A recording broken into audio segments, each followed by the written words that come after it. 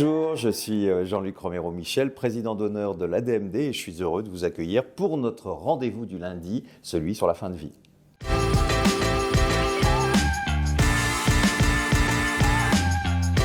À l'initiative de notre président Jonathan Denis, une réunion a été organisée avec la Société française des soins palliatifs. C'est une première.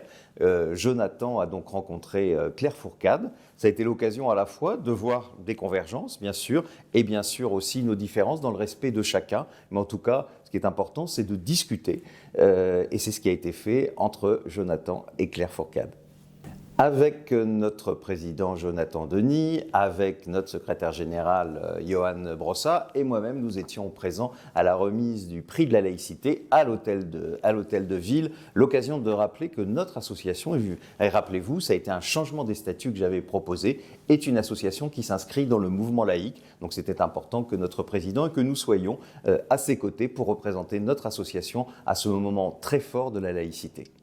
Eh bien, Jonathan Denis a été particulièrement occupé la semaine dernière puisqu'il était notamment samedi 13 à Besançon pour une grande réunion publique qui réunissait aussi la présidente de l'association belge, Jacqueline Hermans, le président de l'association Existe Romande, Jean-Jacques Bise, devant près de 300 personnes. Ils ont pu évidemment parler de ce combat, comparer ce qui se fait dans les pays où la loi le permet, ou en tout cas la jurisprudence le permet pour la Suisse. Donc un moment extrêmement fort et une journée qui était d'ailleurs très très forte puisque le matin, un hommage avait été rendu à Paulette Guinchard, vous savez, cette ancienne ministre qui a dû fuir en Suisse pour mourir comme elle le souhaitait. Cet hommage était un hommage qui avait lieu d'ailleurs en présence de Lionel Jospin. Donc c'était une journée extrêmement forte à Besançon et bien sûr, notre association y a pris toute sa part. Alors, vous trouverez un décryptage sur le Portugal. Beaucoup d'entre vous pensaient que le Portugal avait adopté une loi légalisant l'euthanasie, ce qui avait été le cas par le Parlement, mais elle avait été remise en cause par le Conseil constitutionnel pour des petits problèmes de procédure. C'est ce que vous explique notre décryptage. Là, ça a été revoté par le Parlement. On attend la signature du président. Et certainement, dans les jours qui viennent, le Portugal va être encore un nouveau pays qui va s'ajouter à celles et ceux qui donnent enfin à chacune et chacun d'entre nous le moyen et la manière de partir, le moyen d'éteindre la lumière.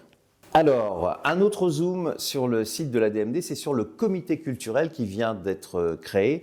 Et donc, Catherine Daquin, qui est la déléguée du Gard, est la responsable. Alors, l'occasion est bien de rechercher tous les films, les livres, les pièces de théâtre, les chansons, etc., qui évoquent le thème de la fin de vie et de nous en faire part, de nous conseiller. Ce sera un peu le rôle de ce comité culturel. Donc, allez sur le site de l'ADMD et vous aurez plus d'informations. Et en tout cas, merci à Catherine de le mettre en place.